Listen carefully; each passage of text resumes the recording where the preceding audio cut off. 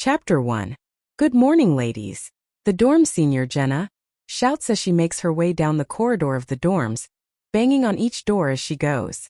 I roll over with a groan and stretch to pick up my phone. I read the time and then rub my eyes before checking the time again because there's no way I read it right. Glancing around the room, I feel confident that my eyes are now working correctly, and check the time again. Mother fluffer. I curse under my breath. I was right the first time. It's 5:30 a.m. That confirms my suspicions that perfect Jenna with the too friendly smile is evil. It's the first day of university and classes start at 9 a.m. Why on earth is she waking the whole dorm up at 5:30? I can hear grumbling and cursing from the other girls through the paper-thin walls, as Jenna loudly announces that it's shower time. I grab the pillow and press it over my head to try and block out the noise. I had my alarm set for 8 a.m., which would have given me plenty of time to shower and have breakfast before our first class. I managed to block out enough of the noise that I start drifting back to sleep. Bang, bang, bang. Josie Banks, room number 5. I don't hear any movement in there. Jenna's sickly sweet voice calls through the door as she hammers on it. Then she begins to rattle the door handle. With a huff, I chuck my pillow on the floor, throw back my covers and get up. Stomping to the door, I yank it open. It is 5:30 a.m. I hiss at Jenna. She smiles with fake sympathy as she looks me up and down. I am aware of the time, Miss Banks, but this year's stock is going to need extra time to get ready if we are going to make any of you look presentable. She grins. We are not cattle. I huff and begin to shut the door in her face. She stops it with a foot in the doorway and looks down at her clipboard. Josie Banks, 18 years old, here to study criminology. Father is deceased. Mother suffers from psychosis and currently resides in a secure hospital. Josie needs support to process her emotions and would benefit greatly from structure and routine. Josie has no other living rel. I cut her off by snatching the clipboard from her hand and reading the information sheet she had on me. With every word I read of my personal information, my anger grows. Like each letter adds fuel to the already growing fire within me. Who gave her this information? She's just a senior student with a voluntary role as dorm leader. She has no right or need for this information. This is a breach of privacy. How did you get this? I seethe. Students gather in the corridor, their attention now focused on the drama unfolding in front of them. As the dorm leader, I am privy to any information that may help me to support you, Jenna states, holding her head high like she feels superior. It was in the enrollment statement that you signed and agreed to when you accepted your place within this university, she adds. I tear the page from the clip, holding it down, and slam the board into her chest. You had no right to that information, and you certainly had no right to broadcast it to the whole dorm. I shout as I shove her away from my door. There's a brief look of shock on her face as her head cracks against the wall before her expression goes blank, and she slumps down to the floor with a thud. There's a distinct crack in the plaster on the wall where she hit it. Gasps sound out down the hall as I slam the door. I lean against it in disbelief, looking down at my hands in disgust. Someone call an ambulance. I hear one of the girls in the hall shout. How did that just happen? I didn't shove her that hard, did I? No, it's not possible. I'm not that strong and I barely touched her. She must have tripped on something and hit her head. That crack in the wall must have already been there and I just not noticed it until now. Is she breathing? I hear a panicked voice ask. I don't hear the answer as my ears begin to ring and my heart begins to pound loudly. I feel as if the oxygen has been sucked out of the room as I draw in gasping lungfuls of useless air. My chest tightens with every breath like more and more weight is being added on top of me. My vision goes blurry before turning completely black. Then I become light, and the weight lifts from me as I relax into peaceful darkness.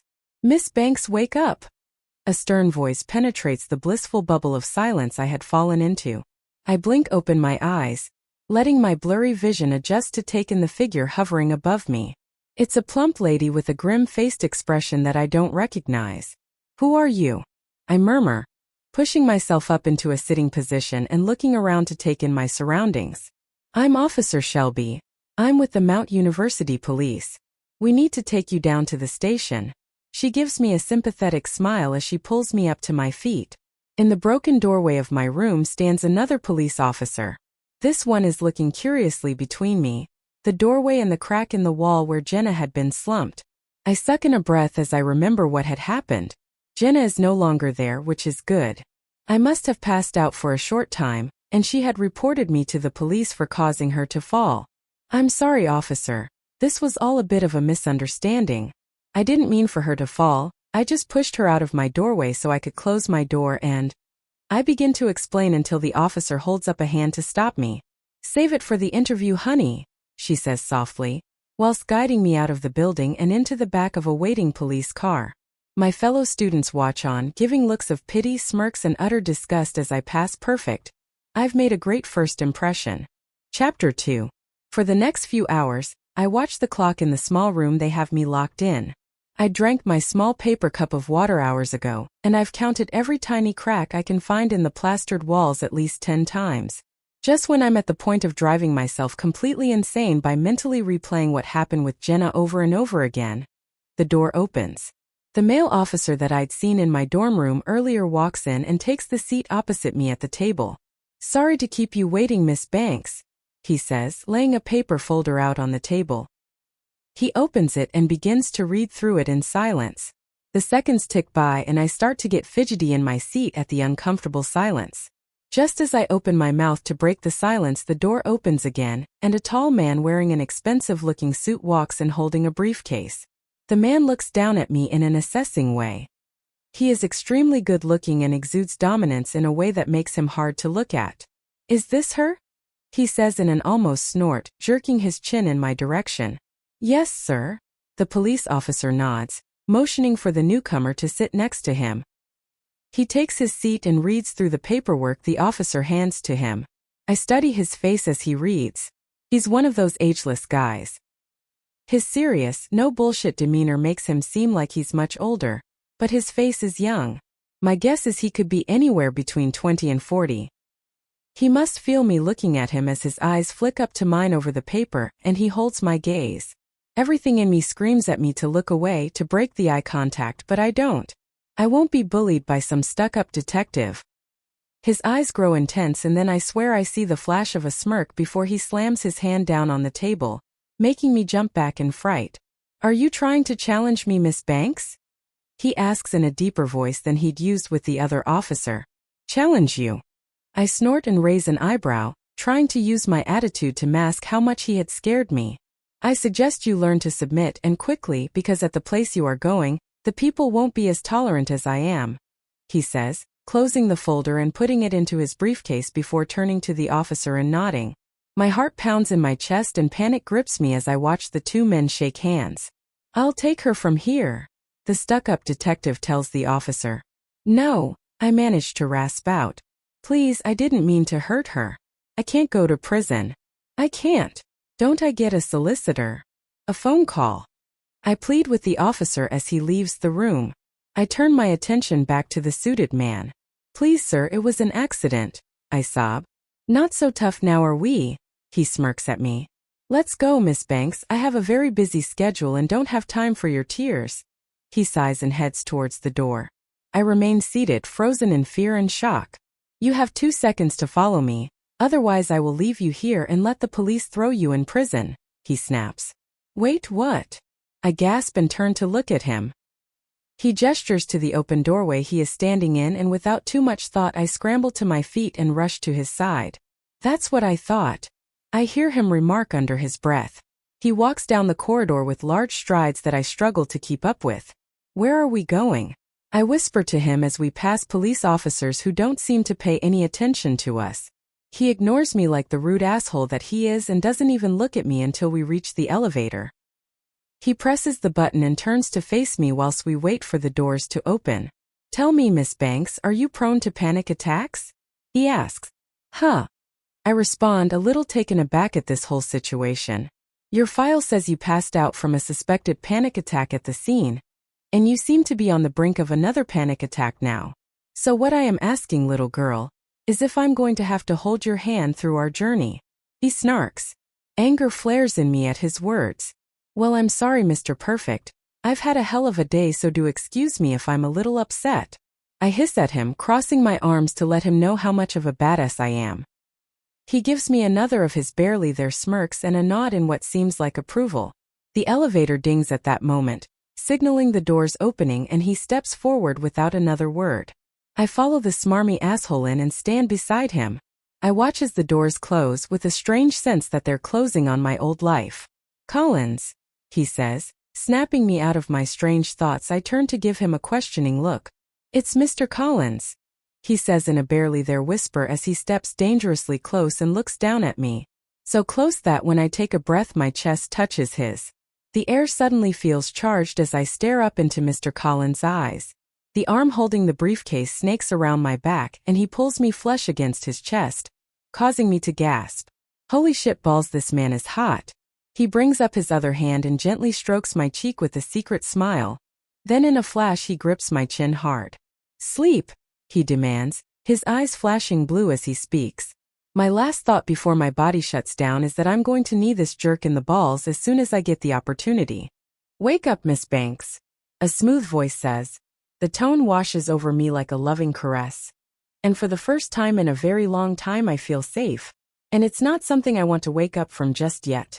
I nuzzle my face into the warmth against my cheek. A sweet, buttery and woodsy kind of scent hits my nose, and I give an approving hum at the pleasing smell. A grunt of disapproval ruins my contentment right before I am dropped unceremoniously onto my back. The landing is soft but still unpleasant. What the hell? I curse, rushing to sit and take in my surroundings. I'm on a couch in a dimly lit room. Bright light suddenly floods the room, making me squint against it. I shift my attention to the source of the light, fighting the urge to hiss at it like a feral vampire. A large figure is framed by the beaming sunlight that is flooding the room through a window that spans the entire wall. The figure is fussing with the curtains that he's just opened, and I quickly recognize him as the stuck-up detective Mr. Collins. The events of the day come rushing back to me like a tidal wave of anger, fear and complete confusion. "What did you do to me? How did we get here?" I demand, gesturing to the room and jumping to my feet. "I don't have time to baby you through this. So here is the quick version," he starts as he unbuttons his suit jacket and hangs it over the back of a large leather office chair. "My name is Deacon Collins. I am the headmaster of Gray's Academy, and you are the newest student here. Tell me, what do you know about your heritage?" he asks. My eyes are transfixed on his hands as he unbuttons the cuffs of his shirt and rolls up each sleeve to expose some impressive forearms. A throat clearing snaps me out of my trance. "Oh, I start, embarrassed at being caught staring. "Sorry, I'm a little lost here. I'm not feeling myself," I say with a sigh and flop down onto the couch. I try to process what the hell is going on. "Due to your circumstances, I am going to assume you know nothing. Here at Gray's Academy, our students are gifted," he begins. "Wait, gifted?" I interrupt. "I think there's been a mistake. I'm not gifted. I got a pass in all my exams, but nothing that makes me stand out. If you'd let me finish, Miss Banks." "Josie," I correct, not liking the way he uses Miss Banks in an inferior way. "Miss Banks," he reiterates. "If you would just keep quiet for 2 minutes and let me explain, then you can be on your way. Our academy is for what we call Greys. Greys are a race of superhumans. Whilst we are much more powerful than regular humans, we are also small in number. For this reason, we have created our own realm within the human one. This is safer for everyone to live in peace. Somehow, you have slipped through the net and grown up within the human realm. I will be launching a full investigation into how that came to pass. But for now, you are here and you are safe. Now I appreciate this is a lot for you to take in, and you have a lot of catching up to do, so I won't overwhelm you today. I will have my assistant assign you a dorm room and pair you with one of our more intellectual students to do extra studies with you outside of your regular lessons. I will also schedule some extra studies with our tutors here. Any questions?" he says without a flicker of a smile. "Oh, you are good," I laugh. "I love this show. I used to watch it all the time," I say between bouts of laughter. I get up and start exploring the room to find the hidden cameras. I can't believe I'm on the prank show. I wonder who nominated me. It must have been Freya, my best friend from college. "Was it Freya that put you up to this?" I giggle. "Miss Banks," the actor playing Mr. Collins shouts, slamming his hand down on the desk, which just makes me laugh harder. I approach him and examine the buttons on his shirt, One must be a hidden camera. Then I start rubbing my hands over his shirt, feeling for the hidden wires. In a flash his hands wrap around my wrists, making me gasp in shock as he grips them hard, stopping my exploration. I look up at him, and his eyes are intense as they stare back at me. "What the hell are you doing?" he asks in an almost growl. "Looking for your mic?" I gulp. "I don't have a mic, this is not a prank. You are new here and you've had a lot to take in, so this once I will give you a pass. But if you lay your hands on me ever again there will be punishment. Do you understand?" he says in a low, scary tone. His heavy breathing makes me bite my tongue, because I really want to taunt him about what this punishment might be. As if he knows what I'm thinking, his eyes seem to flash blue. That's when I remember them doing that earlier, right before he demanded that I sleep. A demand I was powerless to resist. Panic bubbles inside me at the realization. He's telling the truth, isn't he? "You made me go to sleep," I say with a shaky breath. He gives me a single nod in response. "What else can you make me do?" I ask. Fear at how vulnerable I am right now pushes me to ask the question. "Anything," he says in a husky whisper, and I swear his face moves closer to mine. His answer doesn't scare me like it should. If anything, it excites me. Then a door opens, breaking the trance he has me in. He drops my wrists and takes a step back as if I'm suddenly repulsive to him. I turn to see who the intruder is. Chapter 4. I thought I heard voices in here. Is everything okay, Dee? A very attractive woman who looks to be in her 30s says as she walks into the room with a beaming smile. Her hair is jet black and shines as the sunlight hits it. It's the sort of hair that should be in shampoo ads, and just enhances her stunning blue eyes and flawless skin. She wears a skin-tight black dress that shows off her hourglass figure in black stilettos, with her finger and toenails painted bright red. She is the kind of woman that makes you feel insecure as soon as you see her. "Yes, Clarissa, this is Josie Banks, a new student I've just picked up from the human realm. Could you please assign her one of the single dorm rooms in Ruby?"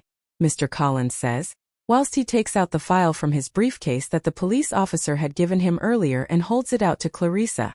"Are you sure? There's plenty of space for her in amber or sapphire," Clarissa says, giving me an assessing look up and down before scrunching her nose a little. "Put her in Ruby, please, and make sure she has everything she needs," he says dismissively. Then he sits at his desk and opens up a laptop. I stand there unsure of what I'm supposed to do now. Mr. Collins glances up at Clarissa and then me. "That will be all," he grunts. "Of course, Deacon Josie, follow me please." Clarissa smiles tightly. "But," I start. "That will be all, Miss Banks. Clarissa will get you everything you need, and someone will be along to your dorm shortly to answer all your questions and get you settled. Welcome to Gray's Academy. I hope there will be no need for any more visits to my office," Mr. Collins says flatly and then turns his attention back to his laptop. With a sigh, I follow perfect Clarissa. We exit the office into a glass-lined corridor.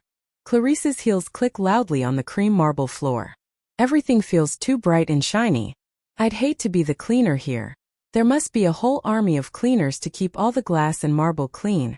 Clarissa leads me to an elevator, and I let an audible breath as I remember my last elevator ride before I was kidnapped by a sexy, rude jerk of a wizard. Then I laugh as I think about what is happening. I'm in freaking Hogwarts, and that makes Mr. Collins Professor Dumbledore. Clarissa gives me a disapproving side eye. "Sorry, it's been a wild day," I explain. "I can imagine. Don't worry about Deacon, he was taking his morning shower when the call came in about you. He had to rush off without his morning coffee. He's grumpy without his coffee." She laughs, a little too much for it to be real. My mind is suddenly filled with thoughts of Mr. Collins in the shower. Then I realize what she said. If she was there when he got the call, that means she was there when he was showering. She's his girlfriend or wife. Of course she is beautiful and he is hot as hell. They are a perfect match. That explains why he jumped away from me like I was on fire. He didn't want his girlfriend to get the wrong idea. My heart sinks a little. I thought I'd felt some chemistry in our short encounter, but I guess it was a stupid thought anyway. I'm his student now, and I don't know how things work here, but I'm sure it's the same as it is in the human world. Students and teachers dating is a huge no. Why am I wasting time thinking about this when my life has just been completely obliterated? "Wait," I blurt. "I need to go back, my mom," I manage to say through panicked breaths. How could I forget about my mom? Guilt floods me. Don't worry about any of that for now. Time works differently here, so no one will be missing you yet. Deacon will take care of everything. Your mom will be just fine. I'm sure he will keep you updated on personal matters like that. She smiles. Okay, I nod. What about my stuff? Can I go back for it? I ask. Deacon will arrange for your belongings to get to you. Try not to worry and just focus on making your new life here. I know this is a difficult time, but I'm sure you will be happy here. We will work everything out to make this transition as easy as possible for you, she says as we walk through a maze of glass and marble corridors. We exit the building into a courtyard with a huge fountain in the middle.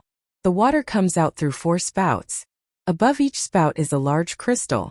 Clarissa stops walking for a moment to let me look at it. Each crystal represents a house at our academy. You have been assigned to Ruby for the time being. She motions to the red stone. You can easily identify your fellow house students by the color of their tie. Red for Ruby, green for Emerald, blue for Sapphire, and yellow for Amber. She explains as we walk on. I mentally roll my eyes at the thought of wearing a uniform again. I'm almost 19 years old and I feel like I'm going back to secondary school. Where are the other students? I ask, taking note of how quiet it is. They are all in classes. They'll be finishing soon. We have just over 300 students here. It can get quite busy between classes. She grimaces. Movement in the distance catches my eye and I can just make out a group of about 30 people. They're moving fast around each other as if dancing. As we get closer, I realize they're fighting. Combat training, Clarissa comments. They're our next squad of soldiers, she adds proudly. I want to get a closer look, but Clarissa ushers me on, and towards an old-looking stone building that's embellished with rubies. This is your building, she says as we enter through the door. I look around in awe. It's stunning. It's like an old castle inside, but with everything you'd expect in a modern house. The large space has stone walls with thick red curtains around the huge windows. Then there are couches scattered around a large rug with a stone fireplace and real fire. There is a big flat-screen TV mounted to one of the walls with game consoles on the shelves underneath it. On each side of the room is a grand staircase that meets at the top. I follow Clarissa up the stairs and down a hall. We pass 2 doors before she stops and hands me a key. This one is yours. I'll give you some time to settle in and someone will be along shortly to show you around. She smiles and walks away before I can even mutter a thank you or get the door open. Chapter 5. I stand in the doorway of my new room open-mouthed. This must be a mistake. This is nothing you'd expect of a dorm. This is more like a hotel suite. The bed is huge, king size at least, and the pillows are like plush clouds that I just want to jump into. There is a dressing table with a mirror and a walk-in wardrobe that's almost as big as my entire dorm room at Mount University. The large window is framed by bookshelves, stacked with books of every genre you could wish for. And there's a cozy window seat with cushions and a blanket. I almost squeal in excitement. There's a small countertop with tea and coffee-making facilities and a mini fridge. In the bathroom, there's not only a shower but a full-size bathtub. The whole place is a luxury that I've only ever seen on TV. And I have no idea how I am going to pay for it, because I don't think a part-time job around my studies is going to cut it. I catch a glimpse of myself in the bathroom mirror and cringe. My hair is a mess, and I'm wearing a sleep shirt with shorts and my tatty Converse shoes that Officer Shelby had allowed me to put on before taking me to the station. I look completely out of place here. On the back of the bathroom door, I notice a bathrobe and there's a stack of towels and toiletries in the bathroom cupboard. It's not ideal, but I could shower and change into the robe for the time being. I hope my belongings are brought to me soon because I'm going to be the laughingstock of the school if I have nothing but a bathrobe and sleepwear in my wardrobe. After a hot shower, I feel a million times better. I wrap myself in the luxury robe and head over to the bookshelves to check out the selection. Jumping into someone else's crazy world sounds like a great distraction, whilst I wait for someone to bring my things and introduce me to my new life. A book titled Grays catches my eye, and whilst it's not the fiction I was hoping for, it looks like a good place to start learning about my new life. I climb into the window nook and start reading. I learned that Greys are a superhuman race that possess powers that include but are not limited to super strength, manifestation, teleportation, shapeshifting, superior speed, compulsion, telepathy, and telekinesis. I blow out a breath and close the book, already feeling overwhelmed and not sure if I can believe all this. Voices outside my window catch my attention and I lean closer to look down at the ground outside. There's a group of men heading towards my building. They push and shove each other playfully, and as they get closer I notice how dirty and disheveled they look. Maybe they were a part of the group that was combat training earlier. The men file into the door beneath my room and out of sight, except for one. From this angle, I can't see much of his features, but he looks tall with a mess of blonde hair that's long on the top but shaved on the sides. He seems puzzled as he turns around and scans his surroundings. Maybe he's looking for someone. I glance in the direction he's looking to see if I can see anyone he might be waiting for, but there's no one else in sight. I look back at the man and gasp, jumping back from the window when I see him staring straight at me. I swear his eyes flashed blue like Mr. Collins had right before he'd used his powers on me. Once I've composed myself, I slowly edge back to the window, peeking over the sill to see if he's still there. I blow out a breath when I find the courtyard empty once again. A knock at my door makes me jump once again. Why am I so jumpy all of a sudden? Actually, that's a dumb question. I've literally been dragged from my life and dumped into a whole new realm, where the people have powers and can command me to do whatever they like. I need to keep my guard up and my wits about me if I'm going to survive in this place. I open the door expecting to see Mr. Collins, Clarissa, or someone delivering my belongings, but the face that greets me is none of those. It's the blonde man I'd seen through my window. Well, hello there, new girl. He grins at me with the most perfect white teeth. Hi, I respond awkwardly, gripping the front of my robe to make sure I'm not flashing anything I don't want him to see. I hear footsteps coming down the corridor and the blonde man rushes into my room and closes the door behind him, almost knocking me over in the process. What the hell? I demand, trying not to show any fear. Sure, he says quietly, putting a finger to his lips. I'm about to start shouting at him to get out when I hear voices on the other side of the door. When the voices seem to pass by, the blonde chuckles. Sorry, I wanted to talk to you before the rest of the guys find out you're here. I'm Theo Henry, your new neighbor. He explains and holds out a hand to shake. I bite nervously on my bottom lip, debating if I should trust this guy. I don't bite, he assures, obviously noticing my hesitation. I look into his eyes and see kindness there. Something deep inside me tells me I can trust him, that he's going to be an important part of my new life here. I'm Josie, I finally say, taking his outstretched hand and shaking it. His eyes flash blue and his eyes go wide as a jolt of fear flows through me right before everything goes black. Chapter 6. My vision returns as fast as it left. Theo is on the floor at my feet groaning. What was that? I demand, stepping back from Theo and clutching my hand. The spark. Theo groans out and then he starts laughing. What does? I start, but I'm cut off by my door shattering into pieces, making me shriek and jump back further. A very angry-looking man stands in my doorway, breathing heavily. He takes in the scene in front of him. Dark hair hangs over his eyes, but it doesn't hide the fury peeking out behind the dark locks. His hand shoots out towards me and his fingers strain as if he is gripping something. Then my oxygen is cut off. I scratch at my neck, trying to remove whatever is wrapped around it that's stopping me from breathing, but there's nothing there. Mason, stop, I'm fine. Theo croaks out and pushes himself to his feet before knocking the dark-haired man's arm down. Precious air fills my lungs and I collapse to my knees in relief. Josie, are you okay? Theo asks, kneeling in front of me. Get out.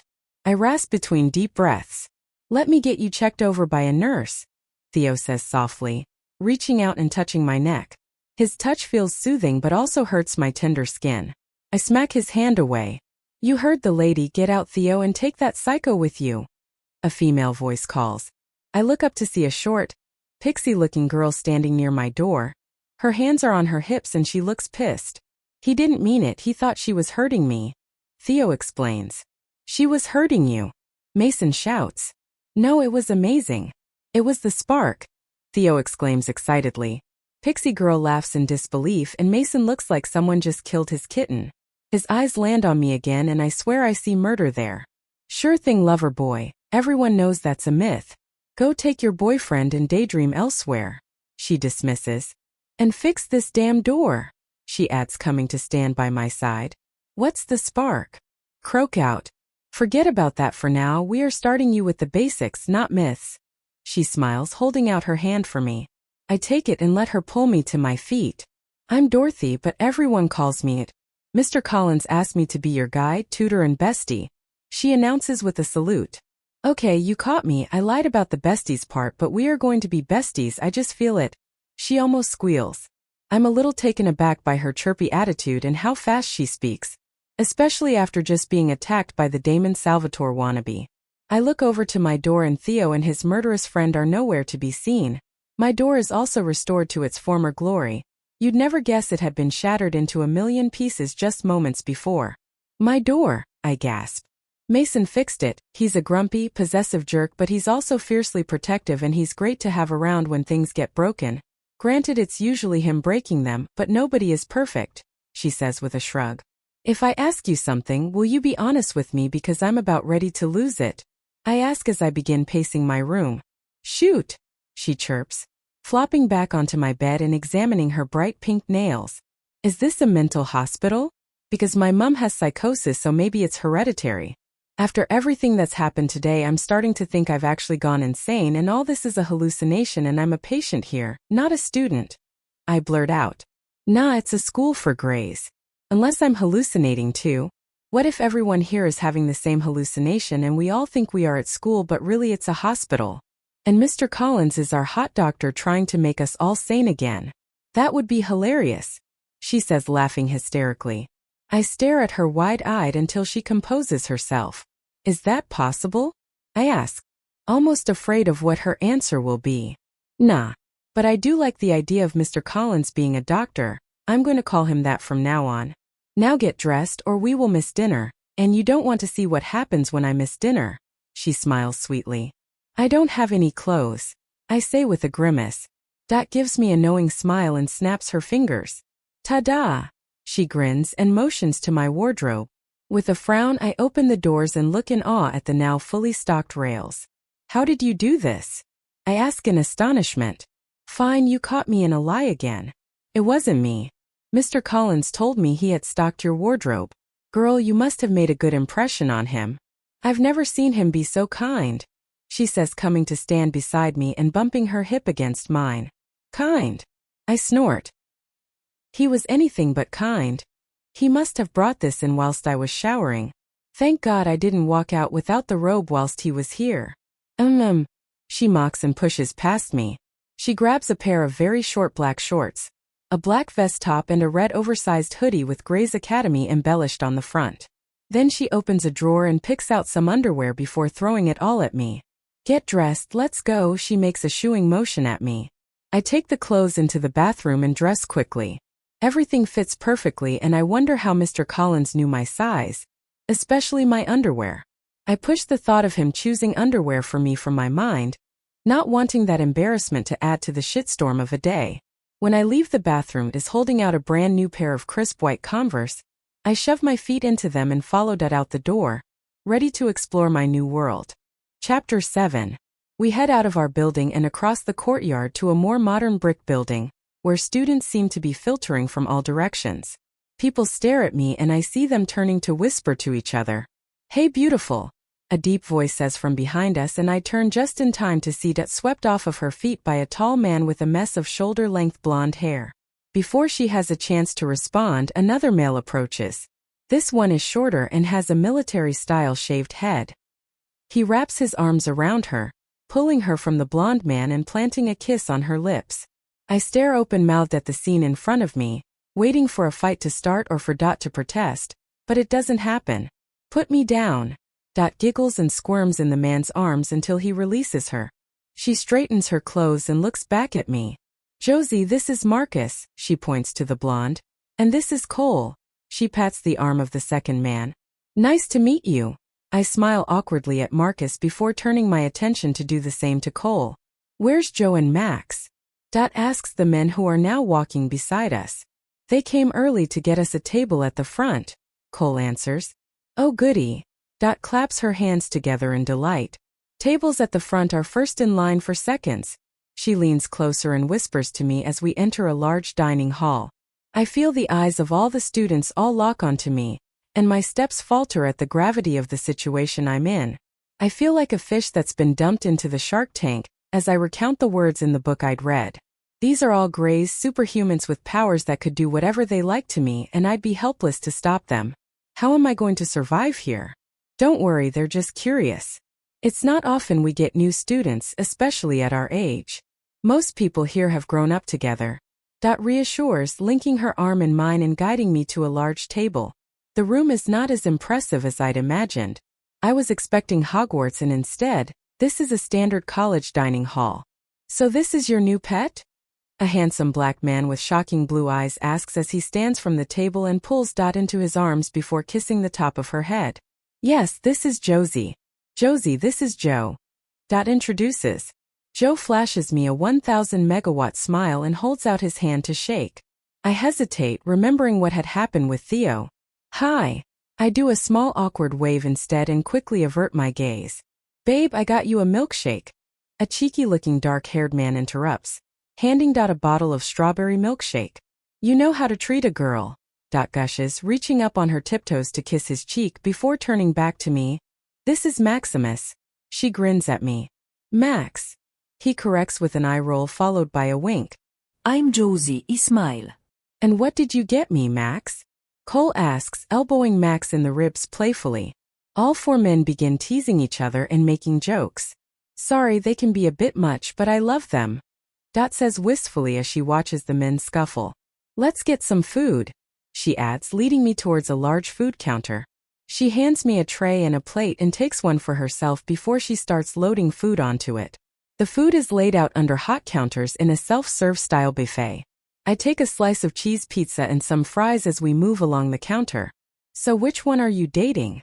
I ask, glancing over to the four men who are now seated at the table.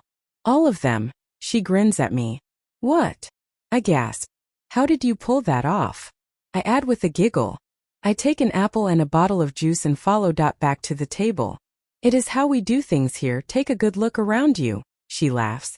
I take a seat beside her and the men get up to get their food. Looking around at the other students, I notice distinct groups of one female with up to 5 men at each table. Our population is small and females are rare, so mate bonds are formed. It is usually 4 men to every woman, but sometimes it's 3 or 5 men, she explains. And the men don't get jealous or fight? I ask, finding all this hard to believe. Sometimes at first, but they work it out. Our bonds are not ours to choose. There are a couple of our kind that have the gift of sight. They can detect soulmates and match them together.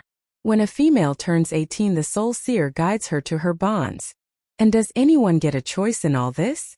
I struggle to keep the distaste from my voice. This feels dirty and like exploitation. Of course they do, some resist the bonds, but they almost always give in eventually. It's not easy to ignore your soulmate, she shrugs. I scan the room again. Everyone looks happy in their groups. Then my eyes land on a table at the back. There are only males at that table, and every single one of them is staring right at me. Who are they? I whisper to Dot. Those are the unbonded, declared to have no living soulmate within the realm and resigned to a solitary life. You've just given them all a second chance, she says excitedly. My heart skips a beat when my eyes lock with Mason's. Dread fills me when I see the devil in his eyes as he stares back at me with that murderous look once again.